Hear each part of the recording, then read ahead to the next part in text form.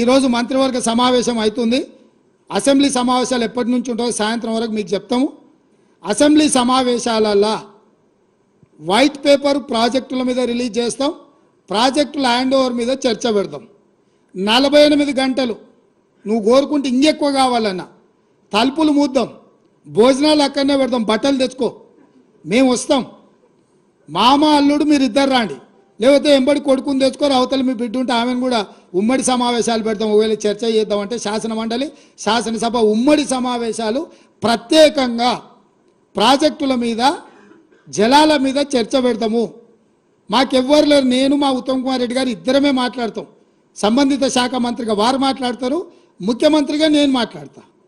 చంద్రశేఖరరావు, హరీష్ రావు, తారక రామారావు, కవితారావు నలుగురు మీరు ఒకరి తర్వాత ఒకరు అలచిపోకుంటే ఎంతసేపు అయినా మాట్లాడదాం, చర్చ చేద్దాం. నీకు చిత్తశుద్ధి ఉంటే, నీకు నిజాయితీ ఉంటే ఈ చర్చలకు రాకుండా ముఖం చాటేయకు చంద్రశేఖరరావు. ఇవాళ ఏదో అసెంబ్లీలో చర్చ పెట్ట మాట్లాడు. Yes we are ready. నువ్వు ఎప్పుడు పెట్టావో పెట్టు, నీ దిమ్మెదిరేటట్టు అసెంబ్లీలో సమాధానం చెప్తాం బిడ్డ.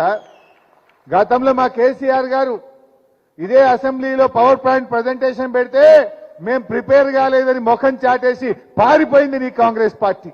బట్ మేము అట్లా పారిపోం, నీ దిమ్మ తిరిగే సమాధానం చెప్తాం. మేము తయారుగా ఉన్నాం.